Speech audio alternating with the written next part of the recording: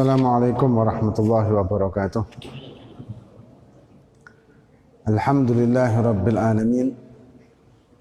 Wassalatu wassalamu ala asyrafil anbiya'i wal mursalin Sayyidina wa maulana Muhammad khataman nabiyyin wa ala alihi wa sahbihi ajma'in, amma ba'du. Alhamdulillah, kita melanjutkan kajian-kajian kitab Muqaddimah Hadramiyah yang dikarang oleh Syekh Abdullah bin Abdurrahman Bafadl rahimahumullahu ta'ala. Dan kita setelah menyelesaikan masalah tayamum yang terakhir, kita memasuki masalah tayamum dan kita memasuki masalah tentang yang dikhususkan untuk perempuan.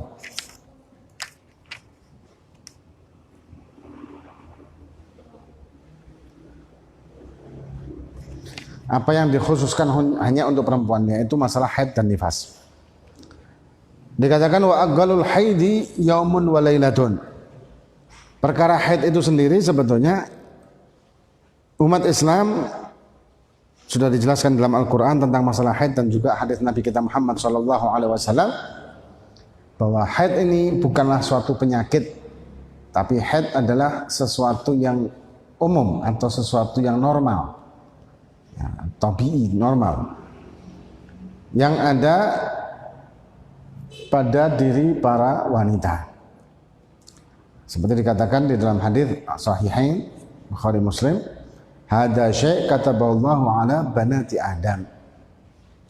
Ini sesuatu yang Allah sudah menentukan pada anak-anak Adam yang perempuan, maksudnya dari kalangan wanita kita. Nah, kemudian orang yang haid itu juga bukanlah suatu semacam kutukan atau apalah namanya, sama sekali tidak, ya. Perkara ada hukum-hukum tertentu di dalam Islam bagi wanita yang haid atau nifas, itu permasalahannya bukan karena masalah dia kena dosa atau kena apalah katakan sesuatu yang merendahkan, bukan sama sekali, tapi banyak hikmah di situ. Seperti orang perempuan yang haid atau nifas tidak boleh puasa. Kenapa? Karena ketika orang perempuan haid atau nifas, mereka akan mengeluarkan darah dan mengakibatkan lemah. Ketika mereka berpuasa, maka akan membahayakan bagi kesehatan. Kenapa para wanita yang sedang haid tidak boleh berhubungan suami istri, bahkan melakukan bima baina surrah wa rubbah aja tidak boleh? Ya, bima baina surrah wa rubbah. Ya, karena kalau bima baina surrah wa rubbah, kemungkinan besar orang itu akan tergoda dan melewati batas sampai melakukan hubungan. Sedangkan ketika melakukan hubungan dengan wanita yang sedang haid atau nifas, itu membahayakan bagi kesehatan keduanya, baik suaminya ataupun istrinya.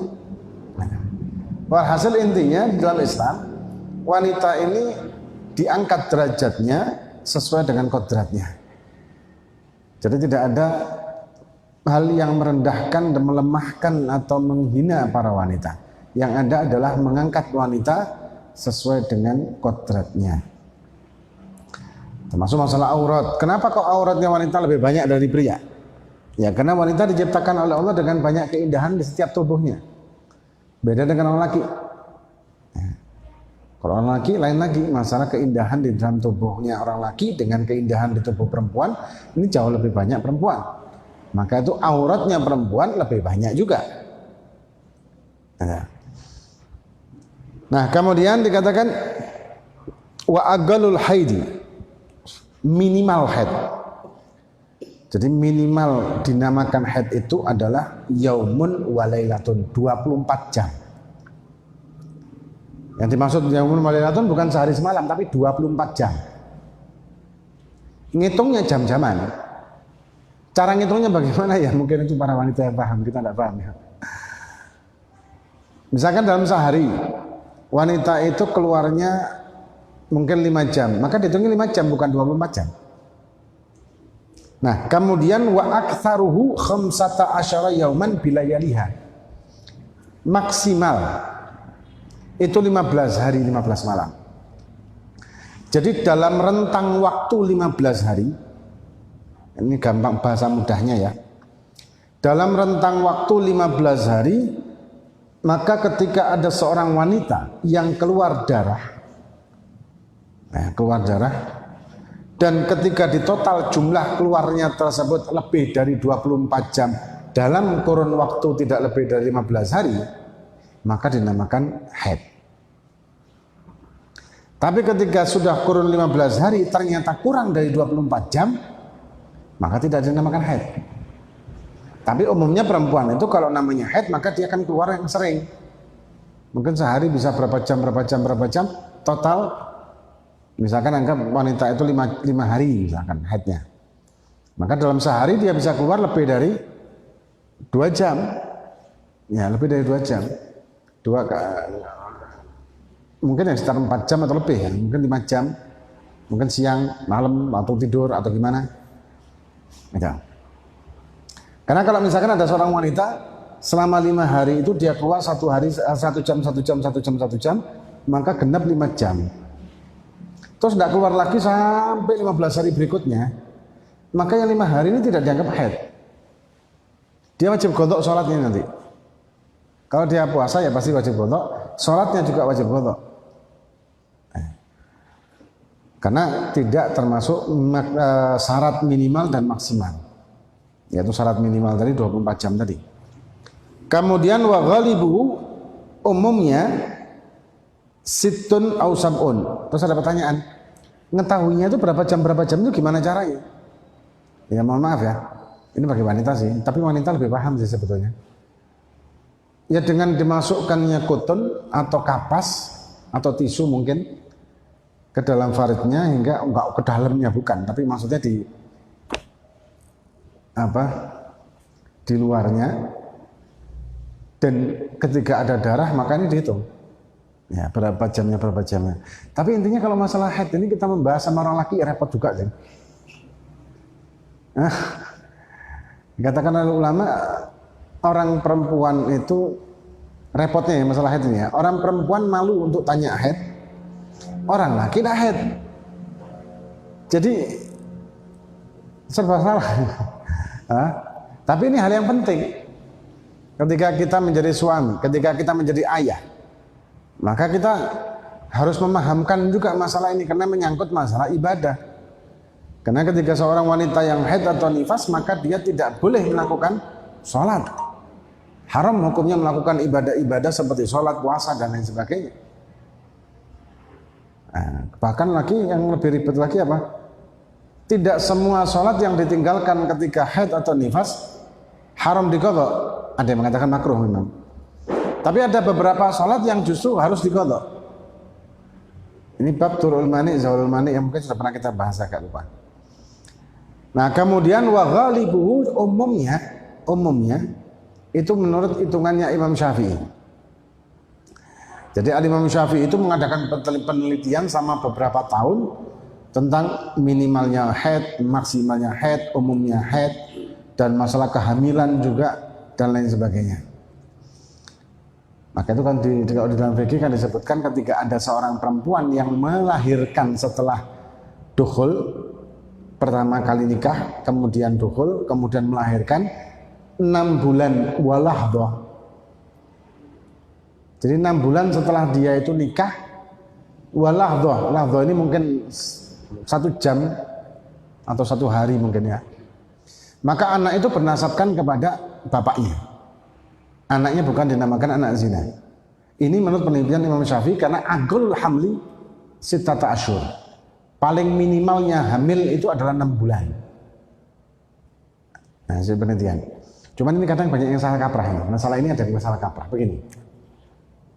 Berarti kalau ada orang yang dia itu zina, kemudian hamil awal, terus nikah dengan yang zina, dan lahirnya anak ini kurang atau lebih dari 6 bulan setelah perkawinan, maka anak itu tidak dihukumi zina. Pengertian ini keliru. Loh, maksudnya ini kitab gimana? Sittata asyhur wa lahdha ini 6 bulan dan tambah sedikit mungkin beberapa jam atau beberapa hari. Maksudnya itu kalau tidak diketahui perempuan ini telah hamil duluan, ya, kalau si perempuan ini tidak diketahui kehamilannya, atau si perempuan ini tidak mengakui bahwa dirinya hamil, dan kemudian menikah dengan seorang pria, entah yang menghamili atau tidak. Nah, kemudian lahirlah anak ketika umur kandungan tersebut 6 bulan. Sejak dihitungnya itu bukan 6 bulan ini ya, tapi dihitungnya itu dari awal nikah.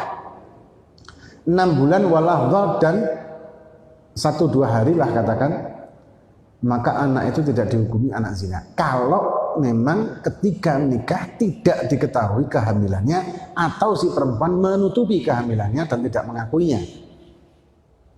Harus dibedakan ini. Tapi kalau sudah ketahuan hamil duluan, terus kemudian nikah, ya jelas anak zina dong, walaupun 7 bulan kemudian lahirnya, walaupun 7 bulan kemudian, walaupun 8 bulan kemudian, bahkan walaupun 9 bulan kemudian. Tapi kalau diketahui memang orang ini telah hamil duluan sebelum nikah dengan yakin, ya sudah, maka dihukumi zina anaknya.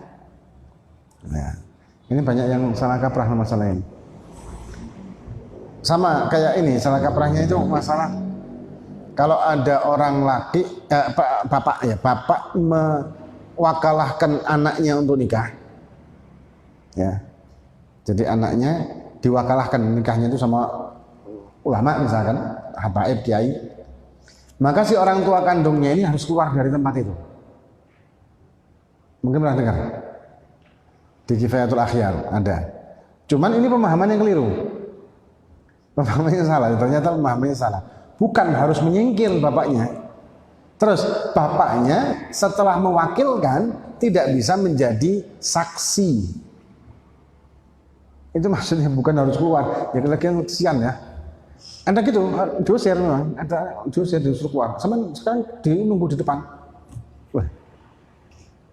Salah paham, salah paham. Yang maksudnya itu adalah si bapak ini ketika dia sebetulnya wali mujbir, kemudian mewakalahkan kepada seseorang, dan maka status dia tidak lagi menjadi wali kan, sudah diwakalahkan, tapi dia tidak bisa menjadi saksi. Itu maknanya itu. Ya, sama kayak tadi ada beberapa salah paham. Kemudian wa ghalibu sittun aw sab'un. Nah, umumnya Imam Syafi'i menelitinya umumnya antara 6 hari ataupun 7 hari. Jadi tidak mesti tiap wanita juga. Wa waqtuhu tis'a sinin. Dan umur ketika seorang wanita tersebut haid itu umur 9 tahun Hijriyah. Ketika sebelum 9 tahun Hijriyah perempuan tersebut keluar darah, maka tidak dinamakan haid. Umur 8 tahun keluar darah tidak dinamakan haid, dinamakan istihadhah. Tapi ketika umurnya 9 tahun, bisa kurang beberapa bulan, kemudian keluar darah, maka dinamakan haid. Kemudian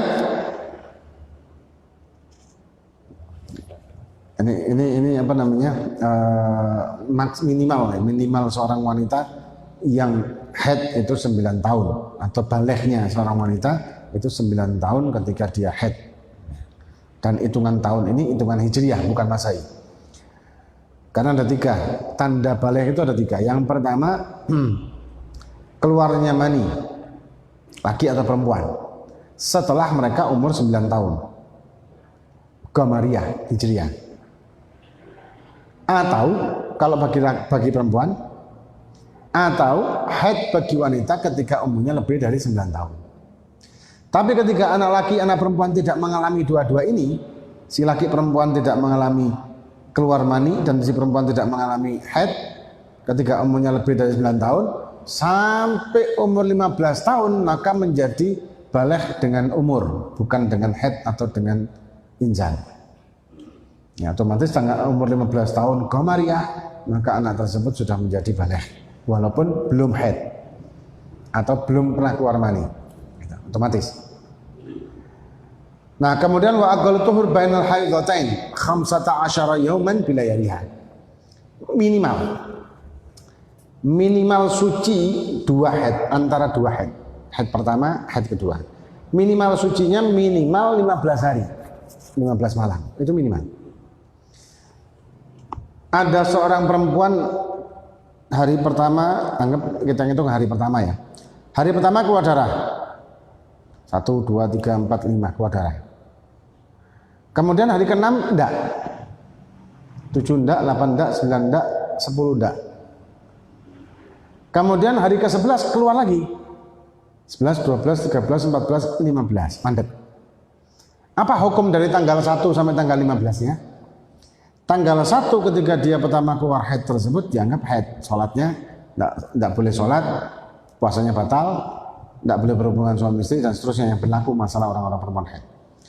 Tanggal 2 demikian, 3, 4, 5. Ketika tanggal 6 berhenti haidnya, maka dia dihukumi suci. Ini 5 hari sudah lebih dari 24 jam ya. 5 hari ini total lebih dari 24 jam. Hari ke-6 dia dianggap suci, mandi sudah.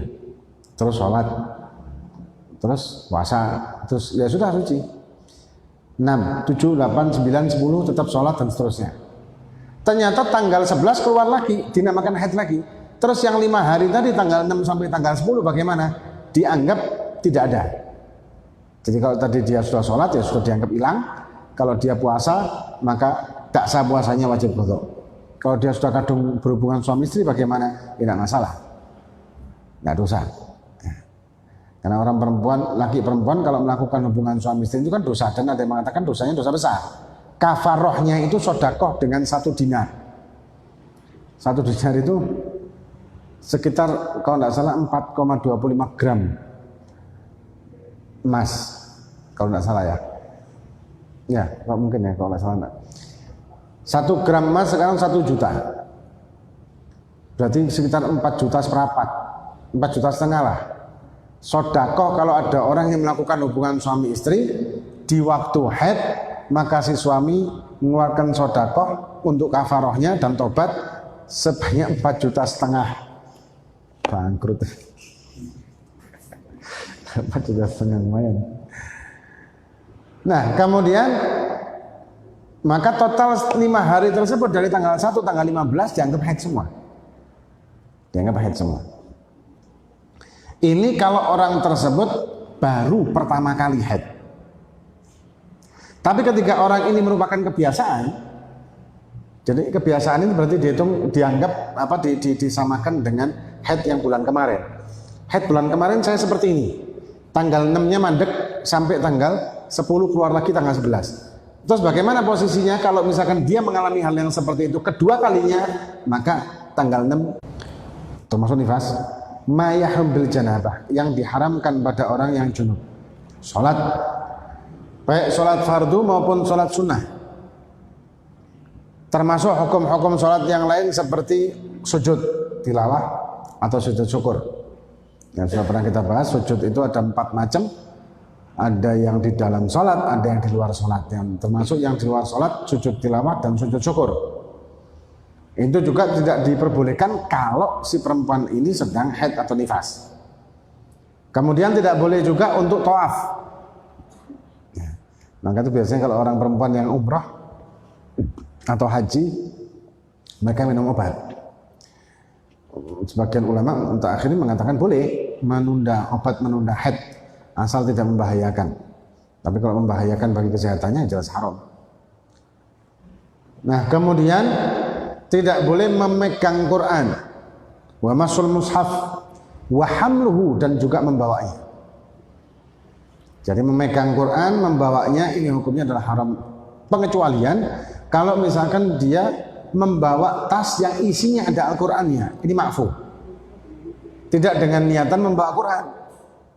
Tasnya isinya macam-macam, ada lipstik, ada bedak, ada ini segala macam, ada Qurannya, ma'fu, ya ada masalah. Atau misalkan dia menemukan Quran lagi dibuat mainan anak kecil, takut sobek, takut dibuat kotor, maka segera diambil, sedangkan dia posisi haid nifas, tidak apa-apa, ambil, taruh di atas lemari atau diamankan. Kemudian juga haram bagi perempuan yang haid atau nifas untuk membaca Al-Quran. Jadi membaca Al-Quran juga termasuk haram. Sama dengan orang junub membaca Quran itu hukumnya adalah haram. Kecuali kalau dia membaca itu membaca zikir, membaca wirid. Misalkan baca ayat kursi sebelum tidur. Atau mungkin baca rotib. Ya, baca rotiban. Atau baca wiridul latif mungkin ada ayat-ayat Qurannya itu dibaca. Tapi kalau baca yasin ya tidak boleh. Boleh yasin ya. Tahlil gimana?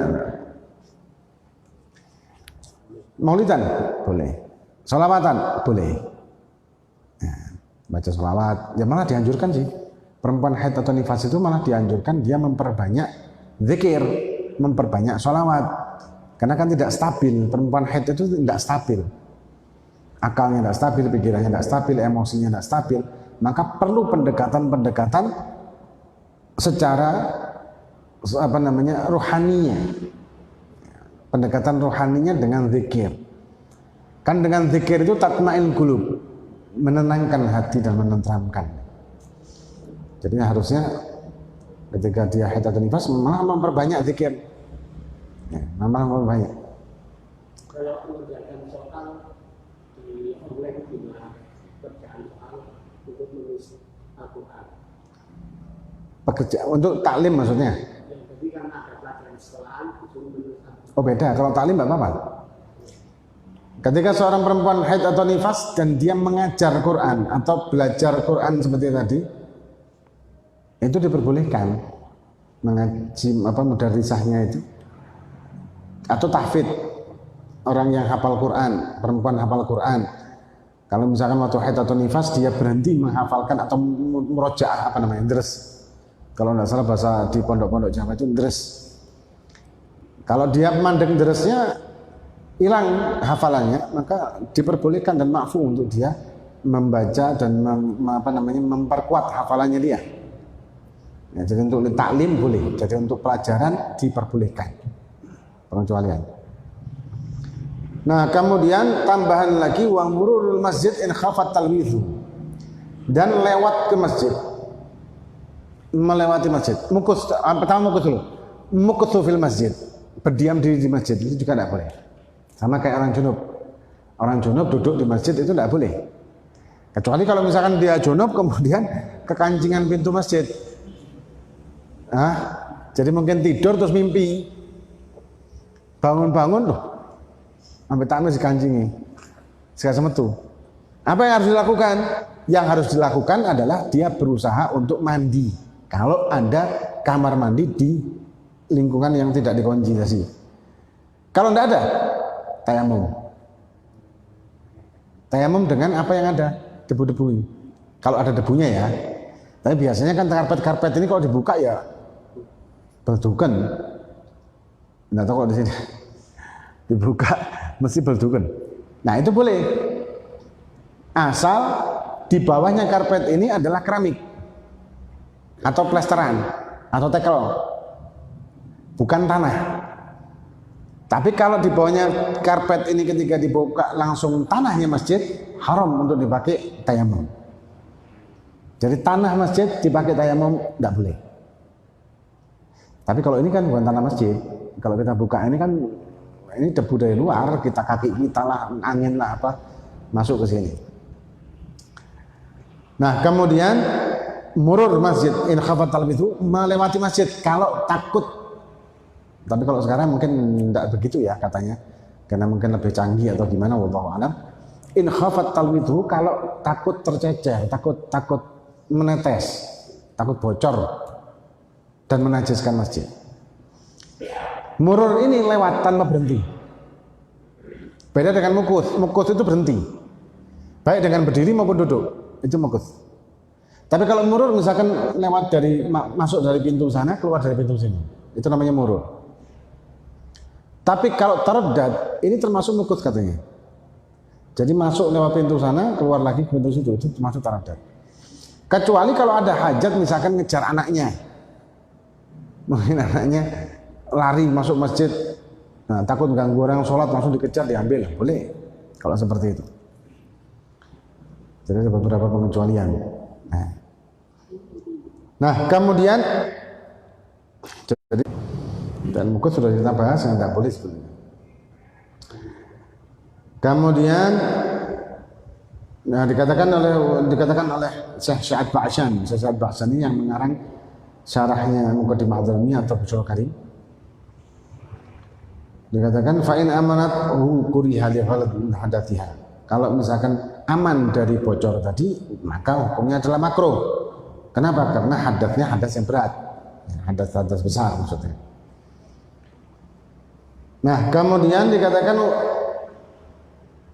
wassaum dan puasa haram hukumnya seorang wanita yang haid atau nifas untuk berpuasa.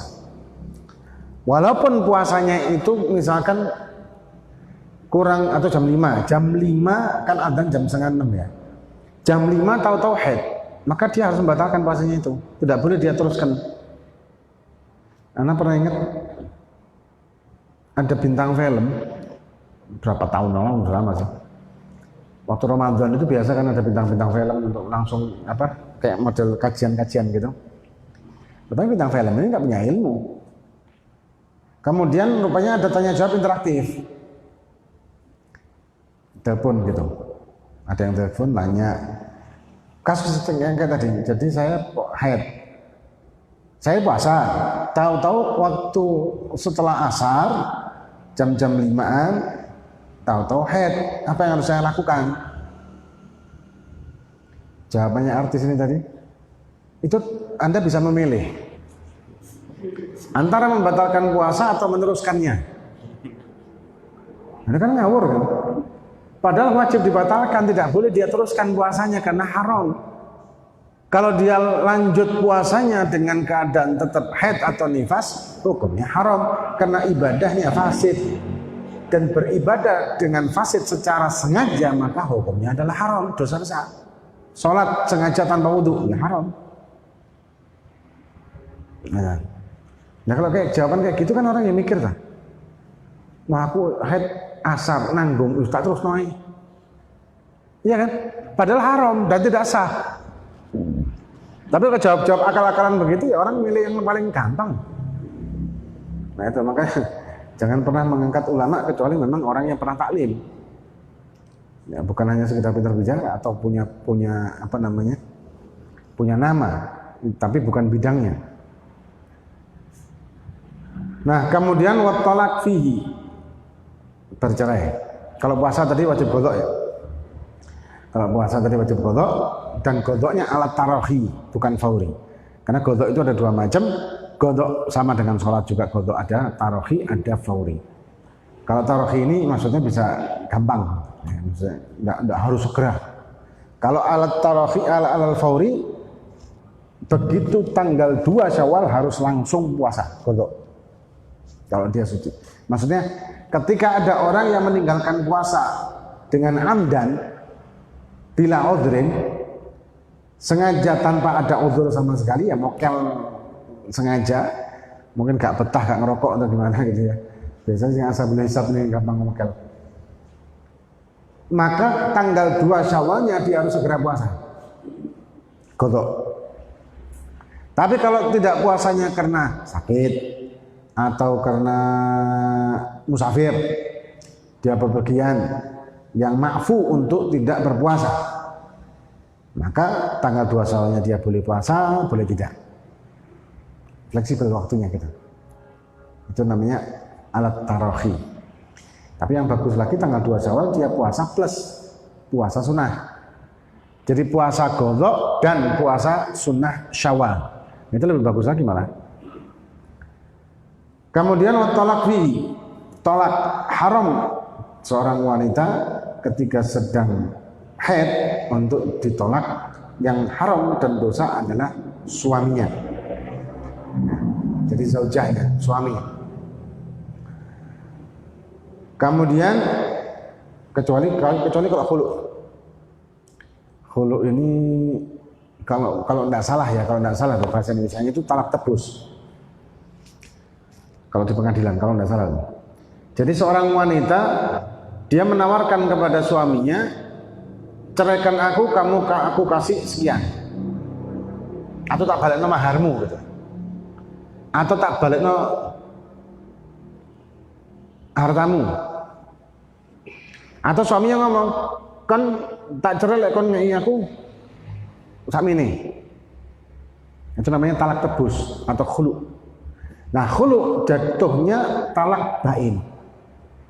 Ya, jatuhnya khulu ini talak bain. Walaupun dalam keadaan haid, kalau khulu jatuh. Dan sebetulnya bukan wanita yang menceraikan, tapi satu saat bisa dikatakan ya, wanita yang bisa meminta cerai dan langsung bain itu cuma khulu sebetulnya sih. Yang lainnya enggak. Yang lainnya laki, walaupun tetap aja khulu ini laki yang iyakan, mengiyakan itu lakinya. Wanita tetap tidak bisa mengiyakan, karena wanita tidak bisa menceraikan. Nah, yang jadi masalah itu kalau misalkan ada seorang perempuan yang gugat cerai di pengadilan.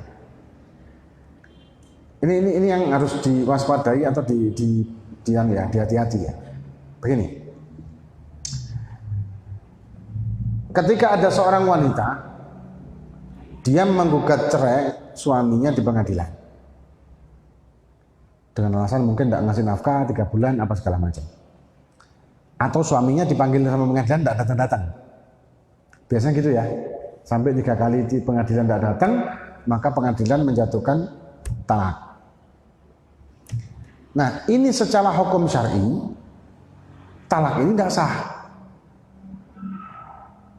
kecuali kalau si suami mengucapkan taklik tolak ketika akad nikah.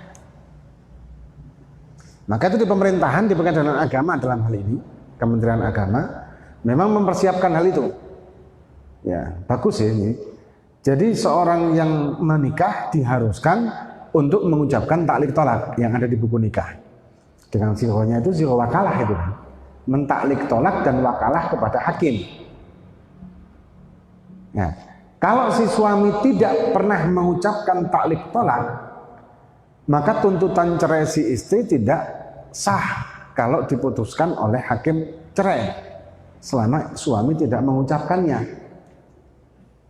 Nah, yang jadi masalah ketika sudah dapat surat cerai, si istri tadi itu nikah lagi sama orang laki lain, menganggap masa idahnya sudah selesai, sudah dia bukan lagi istri dari suaminya yang tadi, dianggap dia sudah bujang, kemudian dia nikah sama orang laki lain, ini namanya zina. Betul ini kan? Terus si suaminya gimana? Suaminya tetap status suami, tapi kena apa? Dayus. Podo kena ini. Jadi si suami kena, sini kena. Makanya itu hati-hati kalau misalkan memang ya kita tidak mengharapkan gitu ya, maksudnya kalau ada yang menuntut cerai, gugat cerai apa segala macam harus dipastikan. Harus dipastikan. Kalau tidak pernah mengucapkan taklik tolak sama sekali ketika akad atau seumur hidupnya setelah nikah maksud saya, maka bisa tidak sah toknya pengadilan, karena pengadilan itu mempunyai kekuatan untuk menjatuhkan tolak dari taklik tolak yang dibaca oleh suami ba'dal akad. Ini yang sering jadi masalah ini. Nah, itu solusinya gimana ketika seorang istri sudah mesmoh ya, sudah dia memegang surat nikah, surat apa? Cerai, surat cerai, sudah memegang surat cerai dan suami tetap tidak mau menceraikan. Bagaimana hukumnya?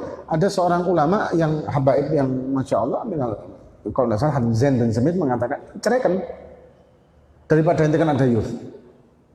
Kalau sudah gitu cerai wis, menisan gitu loh. Kita tidak pernah mengucap taklik tolak, tapi ternyata istri kita gugat cerai dan dia megang surat cerai, sudah top.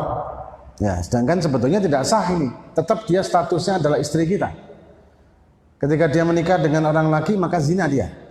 Tapi kita kan ada youth. Nah, solusinya gimana? Kata Habib Zain, terus tolakan pisan. Daripada kena dosa nih. Dia dosa iya, tapi itu juga dosa karena ada youth membiarkan istri sama orang laki lain. Nah, jadi menisan terus. Insyaallah. Nah, kemudian tapi memang kenapa sih kok pemerintah bikin seperti itu? Kita melihatnya dari sisi positif ya. Untuk menghindari laki-laki yang tidak bertanggung jawab dengan menikahi kemudian ditinggal. Karena kalau tidak mengucapkan talak tolak tersebut, maka akan terkatung-katung si istri ini sampai puluhan tahun. Kecuali meyakini suaminya mati. Nah ini yang kasihan kan? Nikah. Setelah nikah sebulan, 2 bulan, 3 bulan hilang suaminya. Nggak tahu kemana. Terus gimana statusnya ini? Terkatung-katung dia. Gantung ini orang. Perempuan ini gantung. Nggak bisa dinikah sama siapapun. Wes, gantung, tetap statusnya istri. Terus gimana? Kecuali kalau dia yakin atau ada berita atau desas-desus lah katakan, kabar begitu, kalau si suaminya sudah mati. Atau suaminya telah mengucapkan talak. Entah di mana gitu. Maka jatuh hukumnya talak. Atau suaminya sudah mati, maka jatuh hukumnya dia adalah janda. Tapi kalau tidak, ya wes, sawen-wen, ya kesian, tidak bisa apa-apa, tidak bisa kawin, tidak bisa ini. Nah itu zalim loh laki seperti itu, dosa besar, tidak nafkahi, tidak ngasih kabar, hilang begitu aja. Ini zalim dan dosa besar, sangat-sangat dosa besar. Nah, terus makanya itu diadakan taklik tolak ini untuk penguatan ketika sudah hilang 3 bulan, kalau nggak salah 3 bulan ya, kalau nggak salah di tulisan itu di buku nikah itu 3 bulan. Setelah kita mengucapkan taklik tolak selama 3 bulan itu tadi dan tidak ada kabar beritanya 3 bulan, bisa menuntut cerai dan jatuh talaknya. Itu untuk apa? Jaga-jaga bagi wanita itu. Nah kemudian wal istimta' bima baina surra wa rubbah, dan juga haram bagi wanita yang sedang haid ataupun nifas untuk melakukan hubungan antara surah dan rubbah, untuk melakukan hubungan suami istri maksudnya. Ini hukumnya haram dan sudah kita bahas tadi, dosa besar. Dan kafarahnya itu, nah, kafarahnya itu 1 dinar, 4,5 juta. Kemudian wajibu 'alaiha qada'u shaum dunas shalah. Dan wajib atas perempuan yang haid atau nifas ini setelah mereka itu suci dari haid atau nifasnya untuk menggodok sholatnya, menggodok puasanya, tapi tidak sholatnya. Kenapa kok hanya puasa yang wajib digodok? Karena puasa cuma setahun sekali. Dalam 12 bulan hanya 1 bulan. Tapi kalau sholat 1 hari 5 kali, kalau misalkan wanita tersebut wajib untuk godok sholat juga, maka kesian. Akan banyak sholat yang wajib dia qadai. Itu hikmahnya. Itu hikmahnya. Tapi ada beberapa hal yang wajib perempuan ini untuk menggodoi sholatnya. Ya contoh ya. Ini bab kalau nggak salah pernah kita bahas ini. Bab namanya Turu'ul Mani' Zawalul Mani'. Ini saya singkat aja. Ini kurang 10 menit azan soalnya. Ketika ada seorang wanita ataupun pria yang dia mendapatkan sesuatu yang atau tertimpa sesuatu yang menyebabkan dia tidak wajib untuk melaksanakan sholat atau tidak boleh melakukan sholat, seperti perempuan haid atau nifas, atau laki atau perempuan gila, koma, pingsan. Nah, ketika dia mendapatkan hal ini, maka dia kan tidak wajib sholat. Dan ketika dia selesai dari ini semua, misalkan yang koma sadar, yang gila sembuh atau sadar normal, atau yang pingsan juga demikian, kemudian haid atau nifas menjadi suci kembali. Nah, ini ada yang wajib untuk mereka qadai, ada yang tidak. Kalau misalkan ada seorang yang dia tertimpa pencegah sholat tadi, gila dan seterusnya yang tadi kita bahas ya, setelah adzan atau setelah masuknya waktu dengan jarak yang memungkinkan, andai kata dipakai waktu tersebut untuk wudhu dan sholat, jumlah rakaatnya memungkinkan dan cukup untuk itu, maka dia wajib menggodoinya ketika selesai dari gilanya, komanya, haidnya, nifasnya.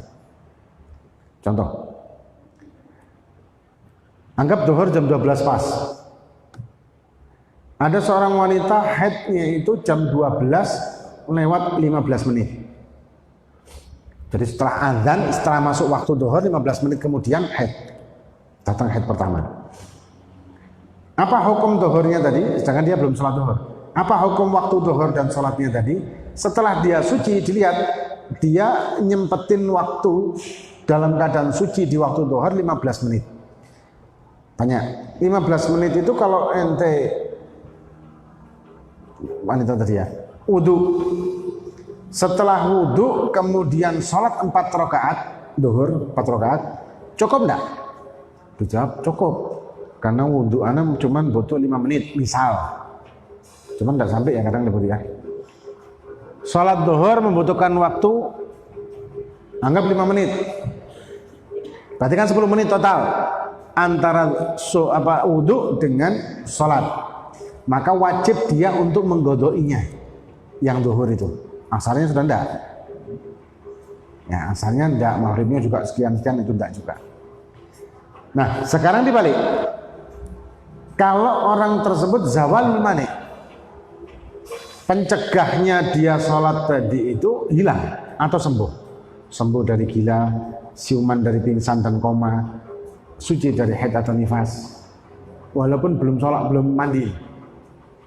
Sembuh dari suci dari haid dan nifas walaupun belum mandi. Dengan jangka waktu sebelum keluar waktu sholat dengan jarak seperti takbiratul ihram. Allahu Akbar. Ya mungkin 10 detik. 10 detik. Sebelum azan 10 detik. Maka dia wajib sholat yang sebelum azan tadi. Sebelum azan maksudnya sebelum habis waktunya dia ya. Azan berikutnya maksudnya.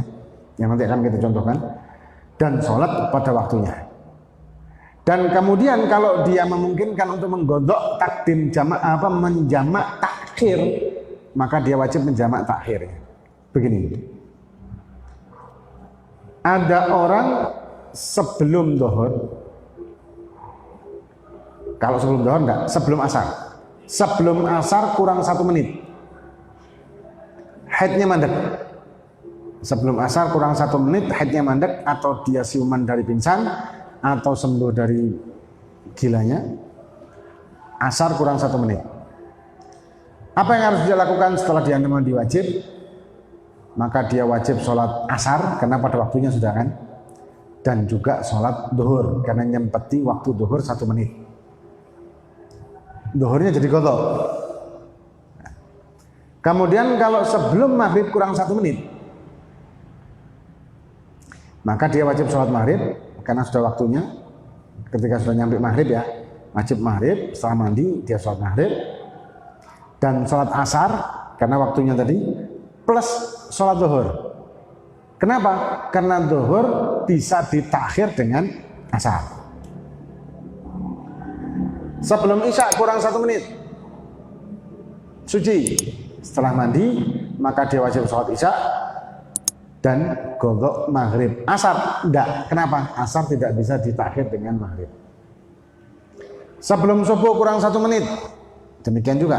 Setelah azan subuh dia mandi wajib, dia sholat subuh, kemudian sholat isya qadhaan plus maghrib qadhaan. Kenapa? Maghrib bisa ditakhir dengan isya.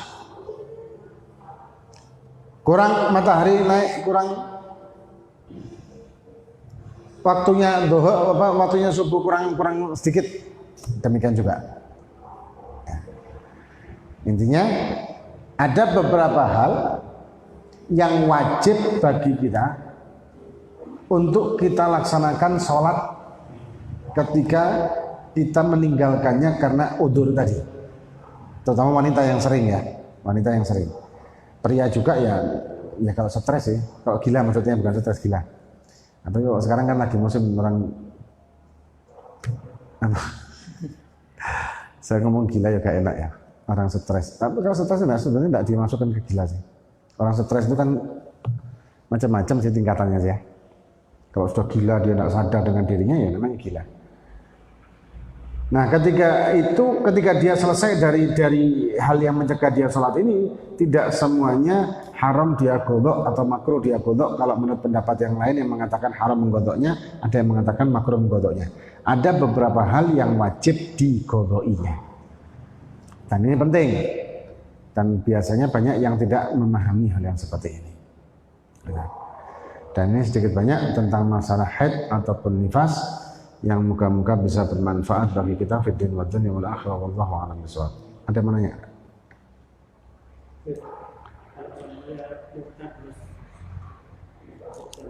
Hah? Ketika ada orang murtad, misalkan murtadnya 1 tahun, dan dia tobatnya orang murtad itu dengan bersyahadat kembali dan menyatakan tobat dari perbuatan, ada 5 hal yang harus dia lakukan. Ada di kitab Sulam Taufiknya Habib Abdullah bin Muslim bin Tahir. Maka dia wajib menggodoi selama periode murtad semua hal yang wajib bagi dia lakukan, walaupun dia melakukannya. Misalkan sholat 5 waktu dia tetap melakukan, tapi dalam kondisi dia murtad, maka dia wajib godoi semuanya walaupun dia melakukan, karena nggak sah ini. Nah, murtad ini macam-macam. Murtad itu bisa terjadi dengan keyakinan, dengan perkataan, dengan perbuatan, dan banyak hal zaman sekarang yang bisa menjadikan kemurtadan. Contoh aja ya, tidak mengakui persahabatannya Sayyidina Abu Bakar Siddiq dengan Kanjeng Nabi, ini murtad. Meyakini Sayyidina Abu Bakar itu bukan sahabat Nabi, ini murtad loh. Tidak mengakui dia, bukan mengkafirkan ya. Tapi kalau sahabat yang lain, misalkan kita tidak yakin kalau Sayyidina Umar itu sahabat, itu tidak sampai masuk ke ranah murtad. Hanya Sayyidina Abu Bakar Siddiq. Kenapa? Karena termaktub di Al-Quran, apa di Al-Quran itu yang idqala li sahibihi ya, idqala li sahibihi la tahzan innallaha ma'ana. Qala li sahibihi. Sahibihinya ini penetapan dari Al-Quran. Allah menetapkan, katakan kepada sahabat. Ya, ketika berkata kepada sahabat, sahibihi, idqala li sahibihi. Nah, kalau sahabat yang lain tidak secara spesifik seperti itu. Sedangkan yang di luar adalah Sayyidina Abu Bakar Siddiq. Maka ulama ahli sunnah wal jamaah seperti termaktub oleh Al-Imam Habib Abdullah bin Muslim bin Tahir dalam kitabnya, meyakini bahwa Sayyidina Abu Bakar bukan sahabat Nabi, maka masuk ke ranah murtad. Apa mana mengkafirkan, murtad double mungkin ya. Alhamdulillah min dzalik. Wallahu a'lam bishawab. Amin. Amin. Alhamdulillah.